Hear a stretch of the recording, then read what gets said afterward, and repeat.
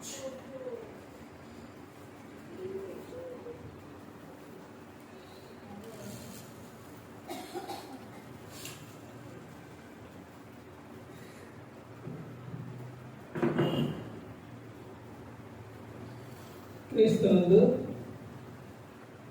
సహోదరి సహోదరులారా, ప్రభువైన యేసుక్రీస్తు నామమున హృదయపూర్వక వందనాలండి. ముందుగా ఇంత మంచి సమయాన్ని ఇచ్చిన తండ్రైన దేవునికి ప్రభువైన క్రీస్తు ద్వారా కృతజ్ఞతాస్తుతులు చెల్లిస్తున్నానండి. అందరూ బాగున్నారండి. వాక్యం చదువుకొని ప్రార్థన చేసుకున్న తర్వాత పాఠంలోకి వెళ్ళాలండి. లూకా గారు రాసిన సువార్త 15వ అధ్యాయం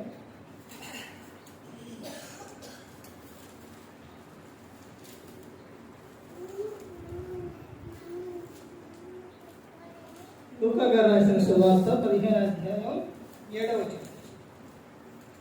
అటువలే మారు మనసు అక్కరలేని 99 మంది నీతిమంతుల విషయమై కలుగు సంతోషము కంటే మారు మనసు పొందు ఒక్క పాపి విషయమై పరలోకమందు ఎక్కువ సంతోషం కలుగును. ప్రార్థన చేస్తాం. పరలోకమందున్న మా తండ్రి, పరిశుద్ధ ప్రేమ గల తండ్రి, గొప్ప తండ్రి, యెహోవా తండ్రి, అయ్యా మీ ప్రియకుమారుడు యేసుక్రీస్తు ప్రభువారి ద్వారా కృతజ్ఞతాస్తుతులు చెల్లిస్తున్నాము నాయన. ఆరాధన క్రమంతట్లో మీరే ముందు నడిపించండి నాయన. వాక్యం బోధించుండగా ఈ లోక సంబంధమైన జ్ఞానంతో కాకుండా మీ జ్ఞానంతో మాట్లాడే భాగ్యం దయచేస్తారని మా ప్రభువైన యేసుక్రీస్తు నామమున వేడుకుంటున్నాం తండ్రి, ఆమేన్. ప్రభువైన యేసుక్రీస్తు నామమున హృదయపూర్వక వందనాలండి.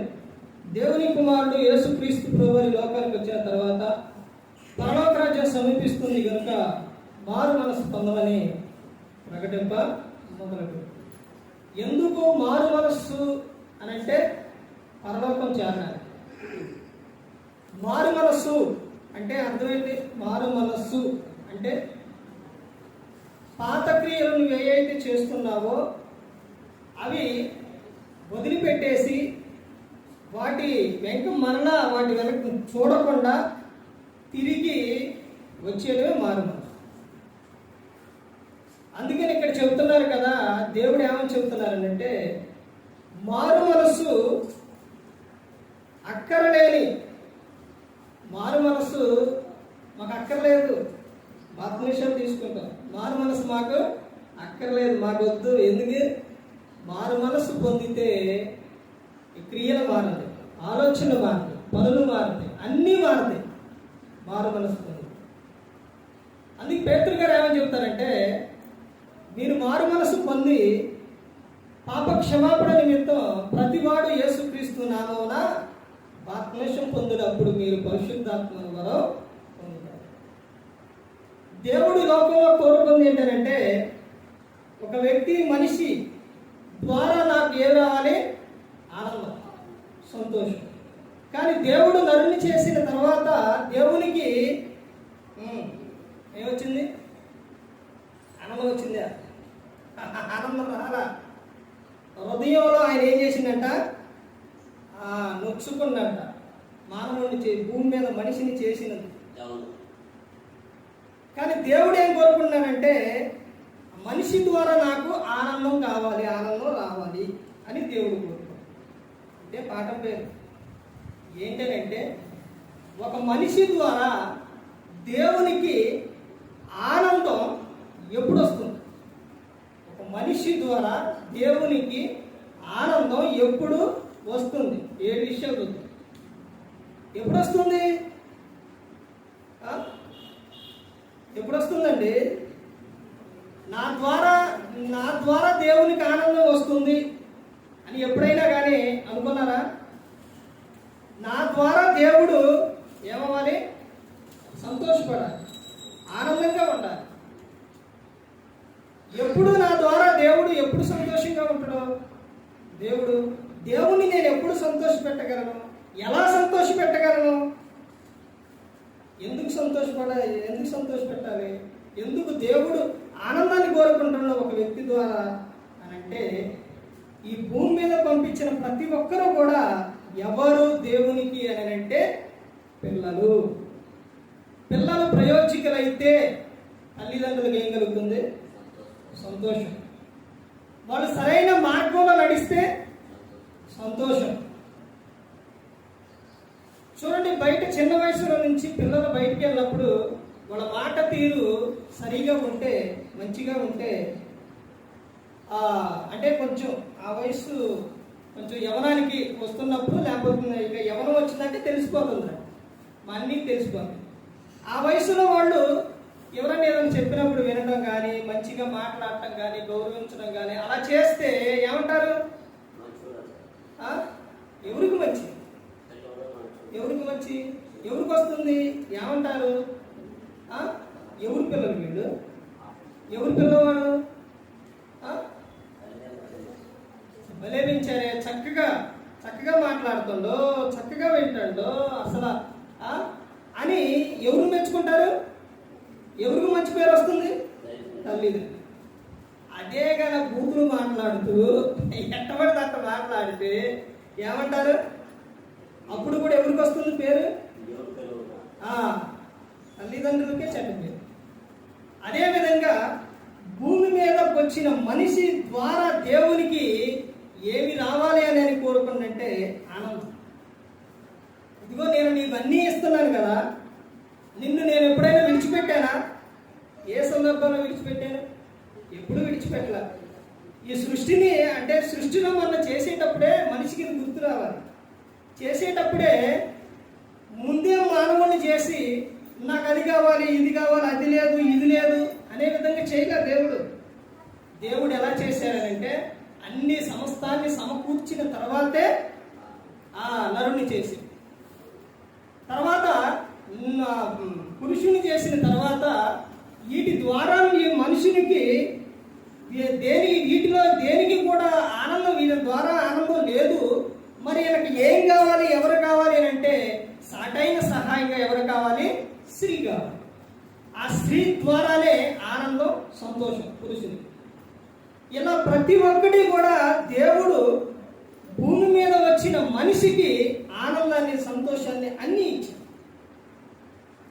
ఇంకా దేవునిలోకి వచ్చిన తర్వాత ఇంకా నువ్వు మొరపెట్టుకునే సమయాల్లో యేసుక్రీస్తు ప్రభువు చెబుతున్నారు కదా, మత్తయి సువార్త 11వ అధ్యాయంలో 28-29లో, ప్రయాసపడి భారం మోసుకున్న సమస్త జనులారా నా యొద్దకు రండి, నేను మీకు విశ్రాంతిని ఇస్తాను. నేను సాత్వికుడను, దీన మనసు గలవాడును గనుక ఏమని చెప్తున్నారు? కాడి ఎత్తుకొని నా యొద్దకు వచ్చి నేర్చుకునుడి అని చెప్తాను. మీ ప్రాణాలకు నేను ఏమి ఇస్తానని చెప్తున్నారు? విశ్రాంతిని ఇస్తాను అని చెప్తాను. మీరు ఎల్లప్పుడూ ఎలా ఉండాలని నేను కోరుకున్నానంటే ఆనందంగా, సంతోషంగా ఉండాలనే కోరుకున్నాను. మరి దేవుడు ఇన్ని కోరుకున్నప్పుడు మరి దేవుని నువ్వు ఎలా సంతోషపెట్టగలవు? ఎలా ఆనందపరచగలవు దేవుణ్ణి? అదే ఇక్కడ చెప్తున్న విషయం చూడండి. లూకా గారు రాసిన సువార్త 15వ అధ్యాయం 7వ వచనంలో, అటువలే మారు మనసు అక్కరలేని 99 మంది నీతిమంతుల విషయమై కలుగు సంతోషము కంటే, మారు మనసు లేదు కానీ వీళ్ళు ఎవరంట? నీతిమంతులేనండి. చూడండి, బయట చెబుతారు చాలా మంచోడండి, ఏది అడిగినా కానీ లేదు అని, ఆపదలో ఉంటే సహాయం చేస్తారు, ఆదుకుంటారు, చాలా మంచివాడు అని చెబుతారు. ఎంత మంచివాడైనా సరే, వాడు ఎలాంటి వాడైనా, ఎంత మంచి క్రియలు చేసినా, ఎంత మంచివాడైనా సరే ఏముండాలి? వాళ్ళకే మారు మనసు ఉండాలి. రెండోది ఏంటంటే క్రీస్తును నువ్వు అంగీకరించి ఉండాలి. నువ్వు ఎన్ని నీతి కార్యాలు చేసినా, ఎన్ని మంచి పనులు చేసినా, జనం నిన్ను ఎంత మంచివాళ్ళు అని ఎంత అనుకున్నా, చెప్పుకున్నా కానీ నీకు మారు మనస్సు లేకపోతే, క్రీస్తును నువ్వు సొంత రక్షకుని అంగీకరించకపోతే నరకమే.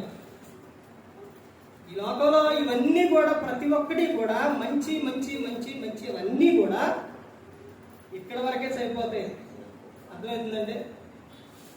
నువ్వు ఎప్పుడైతే క్రీస్తుని సొంత రక్షకుని అంగీకరిస్తావో, నువ్వు ఎప్పుడైతే మారు మనసు పొందుతావో, ఇప్పుడు నువ్వు చేసే క్రియలన్నీ కూడా ఎప్పుడు మంచివాడు, సహాయం చేస్తారు, ఇవన్నీ కూడా ఎప్పుడు లెక్కలోకి వస్తాయి? ఎప్పుడు? క్రీస్తును నువ్వు అంగీకరించిన తర్వాతే లెక్కలోకి వస్తాయి. అంటే దీనికి ఒక అర్థం ఏంటో తెలుసండి, బాప్తిస్మం. అవి పొందకుండా నువ్వు ఎన్ని క్రియలు ఎన్ని చేసినా దేవుని దృష్టిలోకి రావు. ఎప్పుడైతే నువ్వు బాప్తిస్మం పొందుతావో నువ్వు చేసే ప్రతి ఒక్కటి కూడా ఇక అప్పటి నుంచి దేవుని లెక్కలో రాయబడుతుంది. మంచి అయినా సరే, చెడైనా సరే. అది వరకు నువ్వు దేవుని యొద్దకు నువ్వు రాకుండా, క్రీస్తుని అంగీకరించకుండా నువ్వు ఎన్ని చేసినా ప్రయోజనం అనేది ఉండదండి. అర్థమవుతుందండి? అని చెప్తున్న సందర్భం అది. అటువలే మారు మనసు అక్కరలేని 99 మంది నీతిమంతుల విషయమై కలుగు సంతోషము కంటే మారు మనసు పొందు ఒక్క పాపి విషయమై పరలోకమందు ఎక్కువ ఏం కలుగుతుందంట? సంతోషము కలుగును. ఒక్క పాపి మారు మనసు పొందితే, ఈ పాపాలు ఒప్పుకొని నువ్వు బాప్తిస్మం పొందితే దేవునికి ఏంటంట? సంతోషం. ఎందుకు యేసుక్రీస్తు ప్రభువారే బాప్తిస్మం పొందారు? పొందాలి, అది దేవుని ఆజ్ఞ. అర్థమవుతుందండి? తర్వాత ఇంకా చెప్తున్న విషయం ఏంటంటే, ఇంకా చూడండి, ఒక మనిషి ద్వారా దేవునికి ఆనందం ఎప్పుడు వస్తుంది అని అంటే, ఇప్పుడు చూసిన విషయాల్లో పాపి మారు మనసు పొందితే ఆనందం. ఇది మొట్టమొదటి పాయింట్. రెండవ విషయం ఏంటంటే, కీర్తన 147వ కీర్తన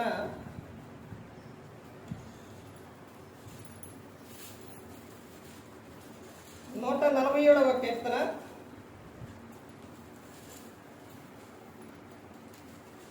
11వ వచనం చూడండి.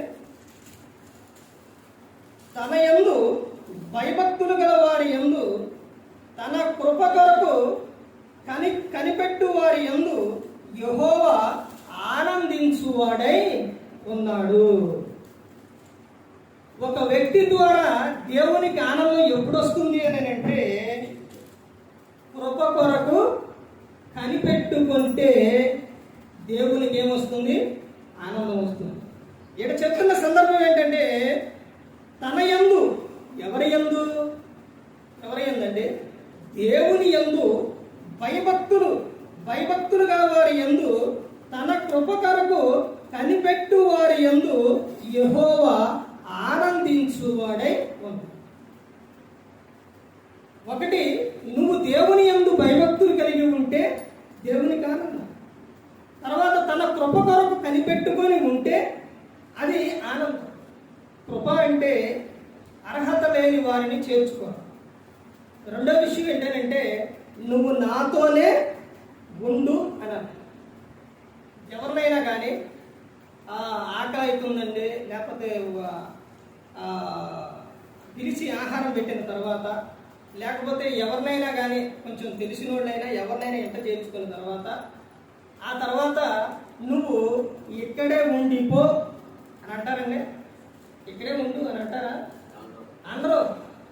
కానీ దేవుడు ఏం చేస్తున్నాడో తెలుసండి, నువ్వు నాతోనే ఉండు. అదే కృప. నా కృపను నీకు చాలు అని చెప్తున్నాను. అంటే నేను నీ వెంటే ఉంటాను, నీకు తోడుగా ఉంటాను, నీకు అండగా ఉంటాను. నువ్వు నా వెంటే ఉండు. నీకు ఎన్ని ఉన్నా, నీకు ఏది ఉన్నా నువ్వు నా వెంటే ఉండు. ఏదైనప్పటికీ కూడా నువ్వు నాతోనే ఉండు. నా కృప నీకు చాలు. ఒకటి, తన యందు భయభక్తులు గల వారి యందు దేవుడు ఆనందిస్తారు. తన కృప కొరకు కనిపెట్టుకొని వారి యందు దేవుడు ఏమిస్తారంట? ఆ దేవుడు ఏమైంటాడో ఆనందిస్తారు అని చెబుతున్నారు. తర్వాత మూడో విషయం ఏమని చెప్తున్నారంటే, సామెతలో 23వ అధ్యాయం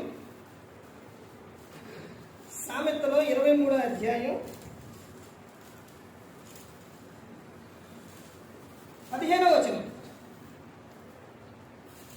నా కుమారుడా, నీ హృదయములకు జ్ఞానము లభించిన ఎడల నా హృదయము కూడా సంతోషించును. నీ పెదవులు యథార్థమైన మాటలు పలుకుట విని నా అంతరేంద్రియములు ఆనందించును. ఇప్పుడంట ఇక్కడ చెప్తున్న విషయం ఏంటంటే, దేవునికి ఒక వ్యక్తి ద్వారా, ఒక మనిషి ద్వారా ఆనందం ఎప్పుడు వస్తుందని అంటే, యథార్థమైన మాటలో పలికినప్పుడు ఆనందం. ఈ మాటల గురించి బైబిల్ గ్రంథంలో చాలా విషయాలు ఉన్నాయి. ఒకసారి ఒక ప్రాంతంలో సుమారు 25 మాటలో ఏమో బైబిల్ గ్రంథం నుంచి మంచి మాటలు, తెలివి మాటలు, జ్ఞానం మాటలు, మూర్ఖపు మాటలు, చెడు మాటలు, వ్యర్థమైన మాటలు, పోకిరి మాటలు, ఇలాంటి ఓన్లీ ఈ మాటల గురించే చెప్పినప్పుడు ఆ తర్వాత ప్రసంగం అయిపోయిన తర్వాత ఆ తర్వాత నుంచి అక్కడ చెప్పిన విషయం ఏంటంటే, ఇలా చెప్పడం వలన ఈ మాటల ద్వారా తర్వాత ఎవరైనా ఏదైనా ఒక మాట మాట్లాడాలని అంటే వాళ్ళకే భయం వచ్చింది.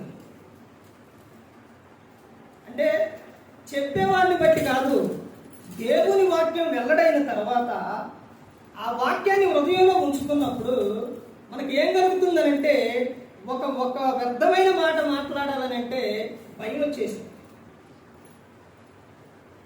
అంటే వాక్యాన్ని ఎక్కడ ఉంచుకోవాలి అంటే హృదయంలో ఉంచుకోవాలి. హృదయం అనే పలక మీద వాక్యాన్ని రాసుకోవాలి. చాలా మంది ఇప్పుడు ఈ రోజున సందర్భాల్లో జరిగే విషయం ఏంటంటే, వాక్యాన్ని వినేవారిగా లేరు, హృదయంలో ఉంచుకునేవారిగా లేరు. హృదయాన్ని దేవుని మందిరానికి వచ్చినప్పుడు హృదయం ఎలా ఉండాలో తెలుసండి. హృదయాన్ని నువ్వేం చేసుకోవాలి? ఖాళీ చేసుకొని రావాలి. చెత్త చెదారం అంటే ఇక సందర్భం ఏంటంటే, ఒక విషయం బయట అన్ని విషయాలు కూడా హృదయంలో పెట్టుకొని వచ్చి నువ్వు ఎక్కడే ఉండి ఎక్కడో ఆలోచించి అవన్నీ ఆలోచిస్తే వాక్యం హృదయంలోకి వెళ్ళదండి. అర్థమైందండి? ఆ సందర్భం ఏంటంటే, పశువుని విప్పినప్పుడు విప్పేటప్పుడు ఏం చేస్తారు? కడుపుని ఏముంటాం మేత పెట్టి ఇచ్చుతారండి. అలా ఇవ్వరు. ఉదయం నుంచి 10-11 అప్పుడు ఇప్పుతారు. అప్పుడుకి ఏమైపోయింది? అవి నెమరు పెట్టి కడుపు ఖాళీ అయింది. బయటికి వెళ్ళిన తర్వాత సాయంత్రం వరకు కూడా ఆ పశువు, ఎప్పుడైనా పశువుని గమనించారు మీరు? ఆవు కానీ గేదె కానీ ఏ గేదె కానీ ఏమైనా కానీ అవి బయటికి వెళ్ళిన తర్వాత ఏం చేస్తాయి? మాది లేదనుకుంటున్నారా? మేత మేస్తాయి. ఆ విషయం తెలియదా?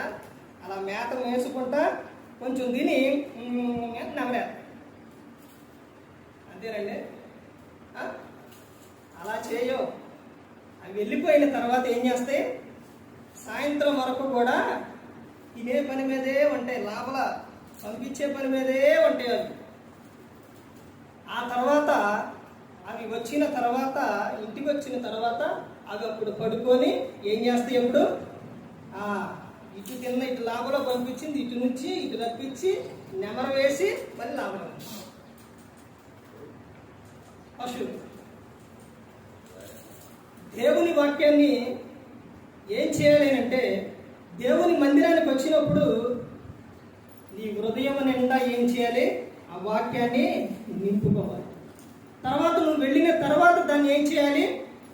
ఏం చేయాలంటే ఏం చేయకూడదు, దాన్ని ధ్యానించాలి. 3 సందర్భాలు బైబిల్ గ్రంథంలో ప్రతి ఒక్కరు కూడా క్రైస్తవులుగా ప్రతి ఒక్కరు కూడా 3 సందర్భాలు వాక్యం విషయంలో చూస్తేనే, ప్రార్థన విషయాల్లో కానీ 3 విషయాలు, వాక్యం విషయాల్లో కూడా 3 విషయాలు, ఇవి నువ్వు చూస్తేనే నీకు ఏదైనా అర్థమైంది. 1 వాక్యం విషయాలు, ప్రార్థన సందర్భం కాదు కాబట్టి వాక్యం సందర్భం కాబట్టి వాక్యం గురించి చెబుతున్నా. 1 ప్రకటన గ్రంథం 1వ అధ్యాయం 3వ వచనం. సమయం సమీపిస్తుంది కనుక ఈ ప్రవచన వాక్యములను చదువువాడును, వినువాడును, గైకొనువాడును అందరూ కూడా ఎవరంట? దరిద్రులు. అవునా? అప్పుడు మీకు చెప్పాలండి, కాదండి, ధన్యులు. ఎవరు ధన్యులు? వాక్యం చదివే ప్రతి ఒక్కరూ కూడా, వినే ప్రతి ఒక్కరూ కూడా, గ్రహించే ప్రతి ఒక్కరూ కూడా ఎవరండి? ధన్యులు. నీకు చదవడం రావట్లా, వింటున్నావు, నువ్వు ధన్యురాలివి, ధన్యుడివి. చదువుతున్నావు, ధన్యుడివి, ధన్యురాలివి, వింటున్నావు. అర్థమైందండి? 1 వాక్యాన్ని ఏం చేయాలంటే చదవాలి. ఏం చేయాలి? చదవాలి. చదవడం రాకపోతే చదివించుకోరా?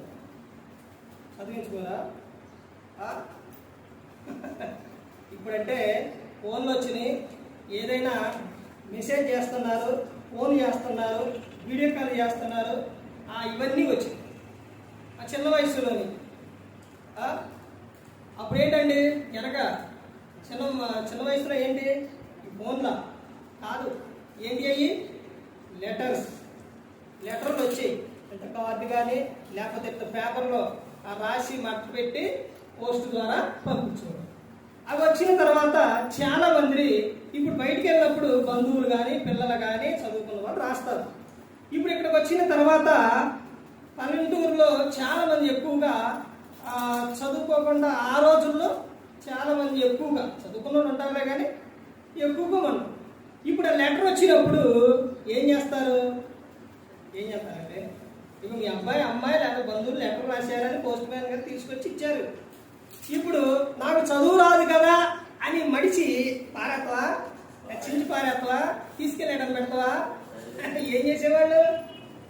ఎవరైతే చదువుకున్న వాళ్ళు ఉంటారో వాళ్ళ దగ్గరికి వెళ్ళి అయ్యా బాబు అమ్మమ్మ ఈ లెటరు అయ్యా ఉత్తరం వచ్చింది, చదివి వినిపించయ్యా, ఏమి రాశారో ఇందులో ఏముందోనయ్యా అని చదివించుకునేవారు. మరి దేవుని వాక్యాన్ని ఇదిగోండి ఈ రోజున సేవకులు ఈ వాక్యం చెప్పారు, లేకపోతే అయ్యా మరి వాళ్ళు చెప్పిన తర్వాత నాకు ఈ వాక్యం గుర్తొచ్చింది, అయ్యా ఇదిగో పలానా చాట ఈ వాక్యం ఉంది, రిఫరెన్స్ ఉంది, అయ్యా ఒక మాట చదివి వినిపించు అని ఎప్పుడన్నా అడిగారా? అలా అడిగితే ఆ చదివిన వాడికి నీకు అందరికీ కూడా గుర్తుంది. ఒకటి ఏం చేయాలంటే వాక్యాన్ని చదవాలి, వినాలి. అర్థమైందండి?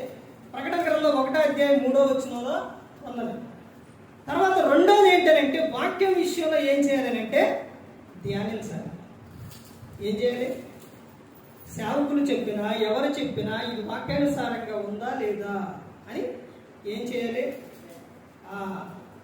ధ్యానించాలి. తర్వాత ఏంటి అంటే చేసే పనిలో వాక్యాన్ని ఏం చేయాలి? ధ్యానించాలి.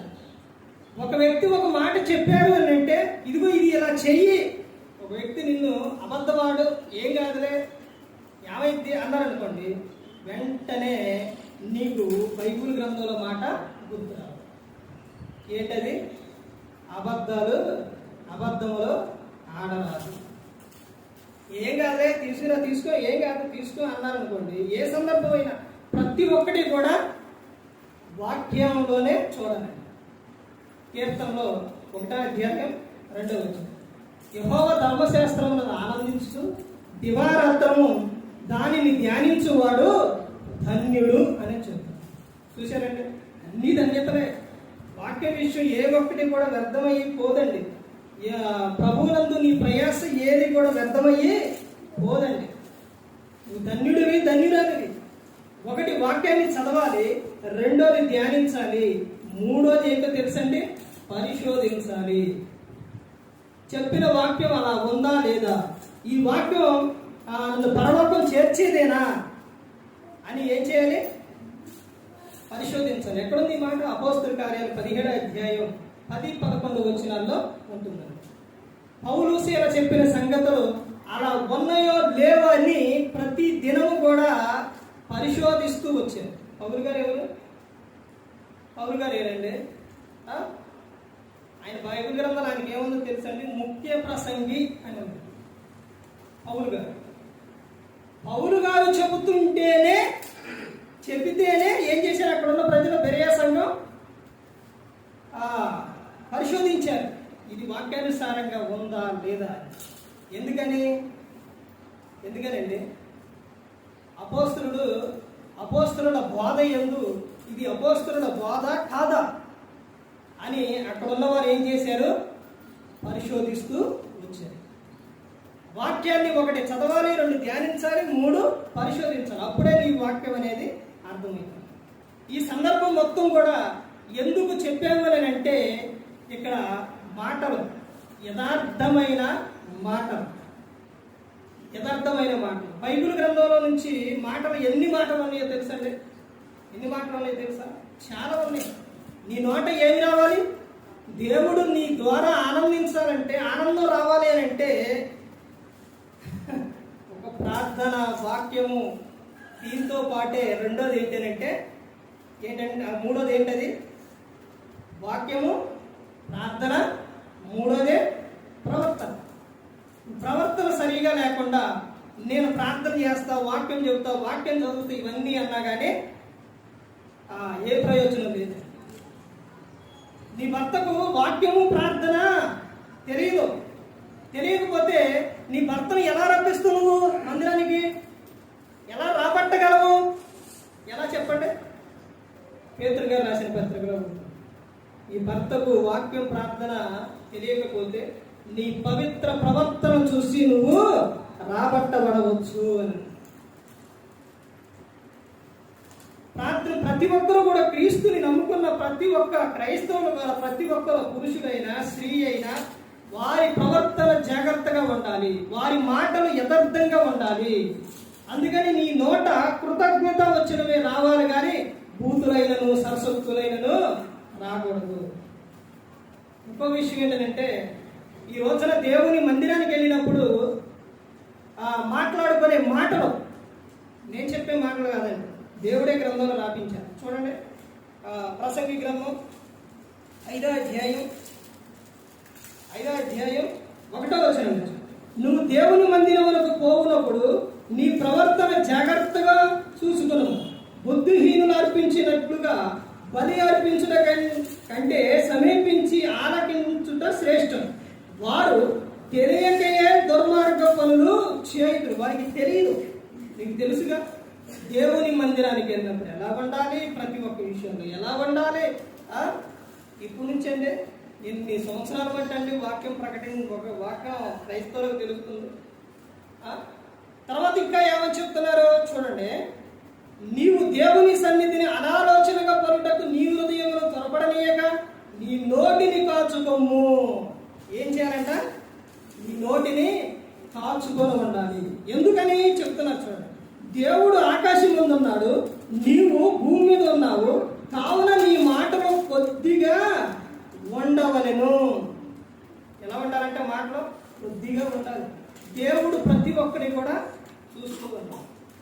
ఒక ఆయన ఏం చేశాడంటే, వ్యర్థమైన మాటల వలన వాల్యూ పోతుంది అని చెప్పి, తర్వాత ఆయనకి నేనేం చెప్పానంటే, ఇదే మాట బైబిల్ గ్రంథంలో ఉందని చెప్పి, ఏమని? వ్యర్థమైన ప్రతి మాటను గుర్చి విమర్శ దినమున లెక్క చెప్పాలి. నీ మాటలను బట్టే నీతిమంతుడు అని, నీ మాటలను బట్టే అపరాధమని తీర్పు నందుదువు.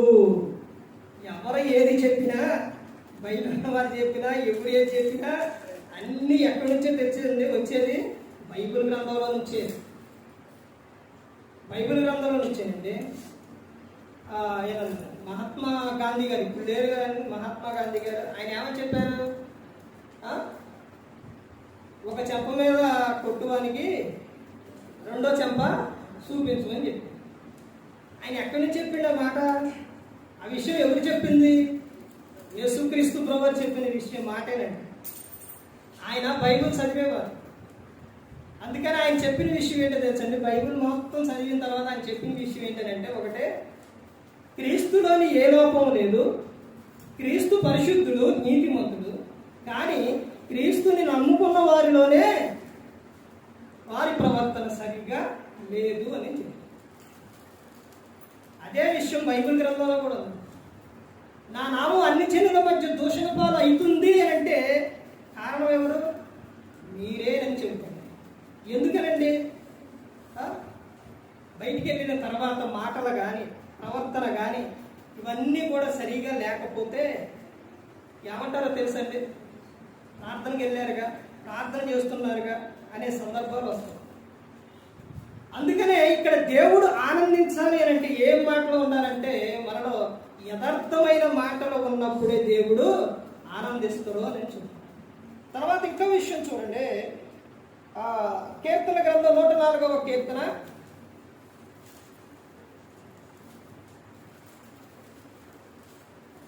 104వ కీర్తన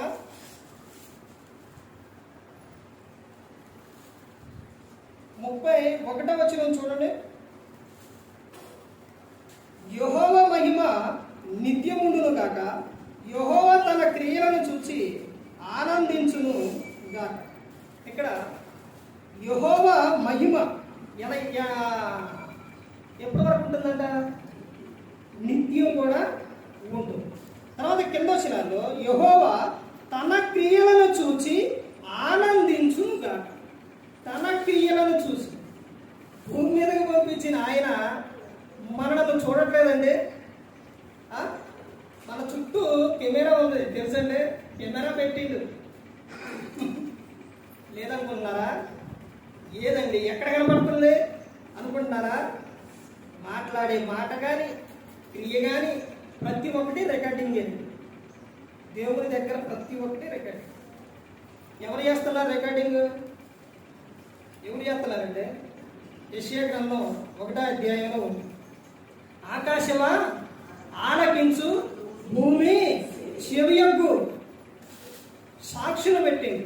ఆకాశం ఆలకించిద్దంట, భూమి ఏం చేసిద్దంట?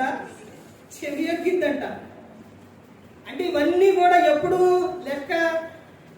ఎప్పుడండి లెక్క? తీర్పు రోజు. తీర్పు రోజు ఇవన్నీ లెక్కకు వస్తాయి.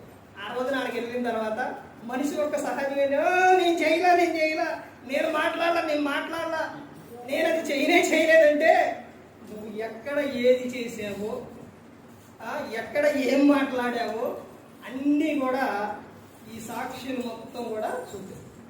ఇక్కడ ఏదైనా చేస్తే తల్లిదండ్రులు చూస్తారని, ఇక్కడేదైనా మాట్లాడిన, ఇక్కడేదైనా చేసిన ఏదైనప్పటికీ కూడా ఎక్కడైతే అందరూ చూస్తారని దూరంగా వెళ్ళి చేస్తే అక్కడ కూడా భూమి లేదా, ఆకాశం ఆలకించట్లేదా? మొత్తం కూడా ఏంటంటే సాక్షులు.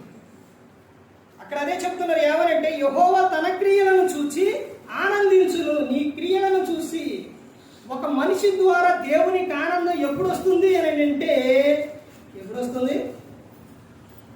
చాలా విషయాలు చెప్పారండి. మాకు ఏడ గుర్తుండి అనుకున్నారా? 7 విషయాలండి. అందులో ఇంక 2 విషయాలే ఉన్నాయి. తన క్రియలను చూసి, నీ క్రియలను చూసి.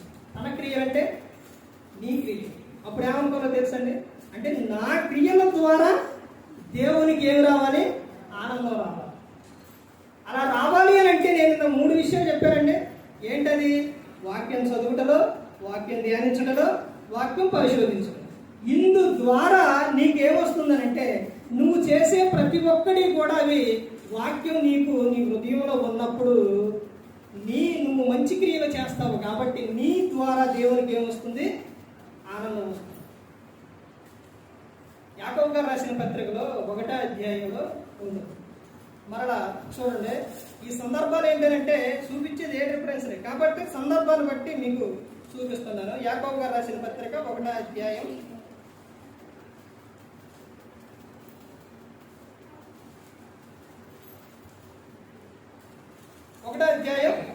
27వ వచనం.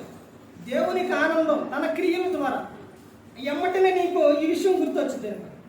యాకోబు గారు రాసిన పత్రిక 1వ అధ్యాయం 27వ వచనం. ఏమని చెప్తున్నారు చూడండి. తండ్రి అయిన దేవుని ఎదుట పవిత్రమును నిష్కళంకమునైన భక్తి ఏదనగా దిక్కులేని పిల్లలను, విధవరాండను వారి ఇబ్బందిలో పరామర్శించుటయు, యెహలోక మాలిన్యము తనకంటకుండా తన్ను తాను కాపాడుకునుటయే. అంటే దేవుని ఎదుట భక్తి, పవిత్రమైన నిష్కళంకమైన భక్తి ఏదనగా దిక్కులేని పిల్లలను, విధవరాండను వారి ఇబ్బందిలో పరామర్శించుట. ఇక 3 విషయాలు చెప్తున్నారు. ఒకటి, దిక్కులేని పిల్లలను, విధవరాండను పరామర్శించుట. 3వ విషయం ఏంటి? ఇవన్నీ చేసి నువ్వు ఫుల్గా మందు కొట్టేసి లేకపోతే లోక సంబంధమైన అన్నీ చేసేస్తే లెక్కలోకి రావు. అర్థమవుతుందంటే అందుకని కింద విషయం చెప్తున్నారు. ఏమని? ఇహలోక మాలిన్యము తనకంటకుండా కాపాడుకొనుటయే భక్తి అని చెప్తున్నారు.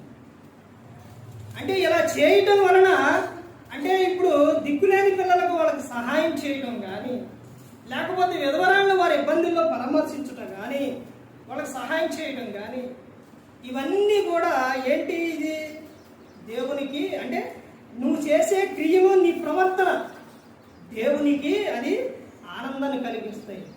మనం చేసే ప్రతి ఒక్కటి కూడా బైబిల్లో ఉంది, దేవుడు చెప్పింది అని చూసుకొని మనం చేస్తే దేవుడు ఏం చేస్తారో ఆనందిస్తాడు తన క్రియల ద్వారా. అంటే ప్రతి ఒక్క మనిషి ద్వారా, తన క్రియల ద్వారా దేవునికి ఆనందం. తర్వాత ఇంకో విషయం ఇంక ముందుకెళ్తే చూడండి, జపన్య 3వ అధ్యాయం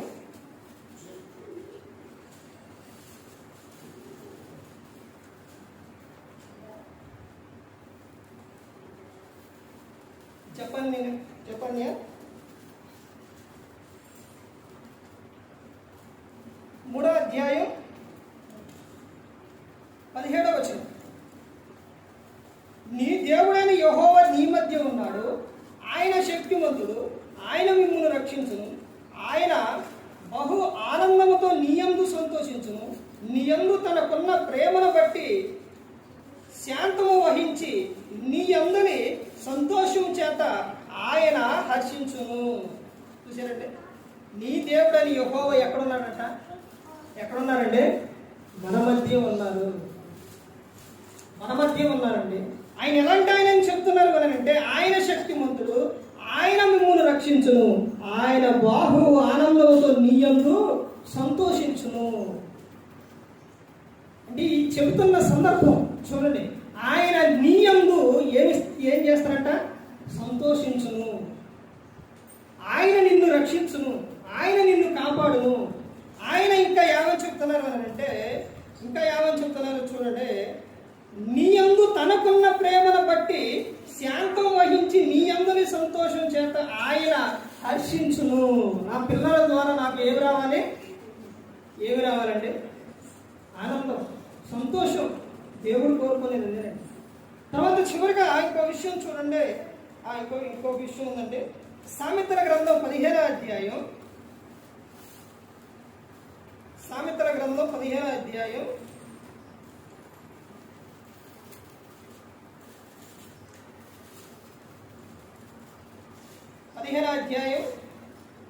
8వ వచనం చూడండి. భక్తిహీనులు అర్పించు బలులు యెహోవాకు హేయములు, యథార్థవంతుల ప్రార్థన ఆయనకు ఆనందకరము. దేవుడు ఎప్పుడు సంతోషిస్తారంట? యథార్థంగా నువ్వు ప్రార్థన చేసేది. యథార్థవంతుల ప్రార్థన అది దేవునికి ఆనందం అండి. కొత్త నిబంధనలో గుడ్డి భిక్షకుడు సందర్భాల్లోనే యోహాను సువార్తలో చెప్తారు.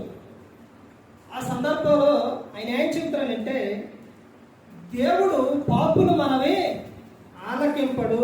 పాపం చేస్తూ ప్రార్థన చేస్తే ఆయన ఆలకించరండి. ఇక్కడ చెప్తున్న విషయం ఏంటంటే, యథార్థవంతుల ప్రార్థన ఆయనకు ఏంటంట? ఆనందకరం.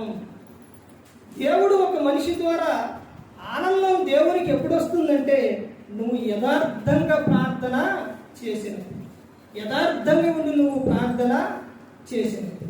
చివరిగా ఇంకో విషయం చూడండి, యేస్కేలు గ్రంథం 18వ అధ్యాయం, యేస్కేలు గ్రంథం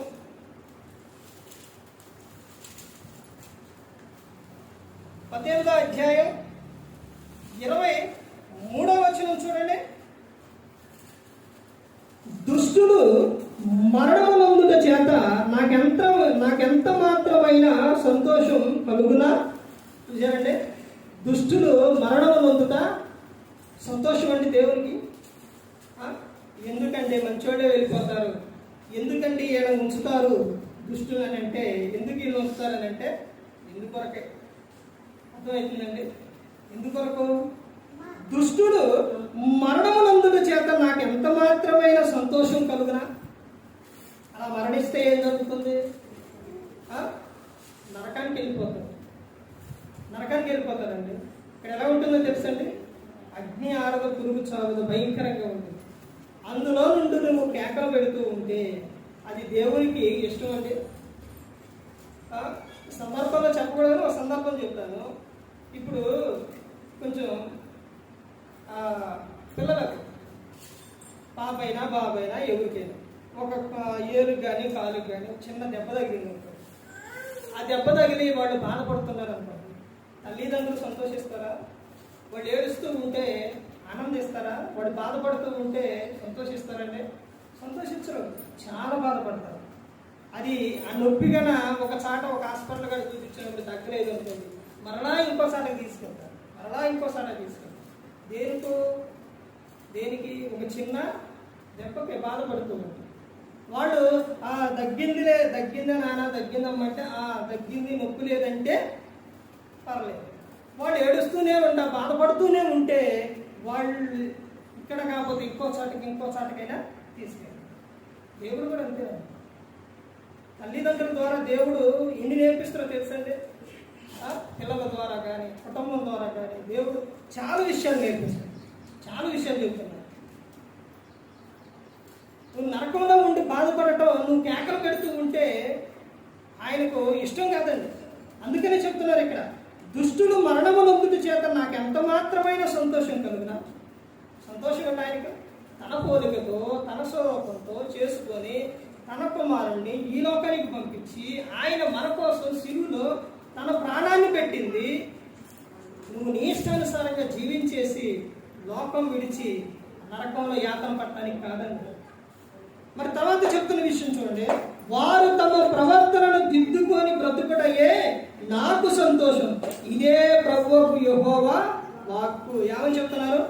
వారు తమ ప్రవర్తన దిద్దుకొని, తమ ప్రవర్తన చెడు ప్రవర్తన ఏదైతే ఉందో దాన్ని వదిలిపెట్టుకొని ఆ ప్రవర్తన దిద్దుకొని నువ్వు బ్రతకాలనేదే అది దేవుని ఇష్టం, దేవునికి అది ఆనందం. నీ ప్రవర్తన ఏమని చెప్తానంటే, దుష్టుల ప్రవర్తన దిద్దుకొనిటయే అది దేవునికి ఆనందం. నువ్వు దుష్టత్వంలోనే నువ్వు అలాగే నువ్వు కన్నా లోకం విడిస్తే నరకానికే. యేసుక్రీస్తు ప్రభువారు వస్తే నరకానికే. ఆ విషయం పేతురు గారు రాసిన పత్రికలో చెబుతారు. ఏమనంటే అందరూ అడుగుతారనమాట. అప్పుడు నోవాహు గారి సమయాల్లో కూడా అడిగారు. ఆ సమయంలో 100 సంవత్సరాలు చెబుతూ ఉంటే 100 సంవత్సరాలంటే పిల్లలు పుట్టి తోళ్ళయ్యి తర్వాత వాళ్ళ వివాహాలు అయ్యి వాళ్ళకు పిల్లలు పుట్టి చూశారండి. ఎంతకాలం చెప్పిండు. ఎప్పుడొచ్చింది జలప్రళయం? ఎప్పుడొచ్చింది? రాదు. ఆ సందర్భంలో అడుగుంటారు. అంటే గ్రంథంలో రాపించట్లేదు కానీ ఒకవేళ అడుగుంటారు. ఏమనంటే తాత ఆ తాత ఏదో చెప్తుండే తాత, ఏం తాత అంటే ఆ తాత అట్టే చెబుతురు. అప్పటి నుంచి ఎప్పటి నుంచి నా చిన్నప్పటి నుంచి చెబుతూనే ఉండవు. జలప్రళయం వచ్చిందా? రాలేదు అని చెప్పుకుంటారు, రాదు అని చెప్పుకుంటారు. కానీ దేవుడు చెప్పిన మాట ఏమైపోయింది? జరిగిందండి. దేవుడు చెప్పిన మాట ఏ ఒక్క మాట కూడా పోదండి, ఏ మాట పోదు. ఆ రోజున చెప్పిన మాట జలప్రళయం వచ్చింది, వాడ సిద్ధమవుతుంది రాండి అని అంటే ఎవరు వినలేదు, చెప్పకుండా ఏది చేయలేండి దేవుడు. తర్వాత లోతు దినాల్లో కూడా ఏం జరిగింది?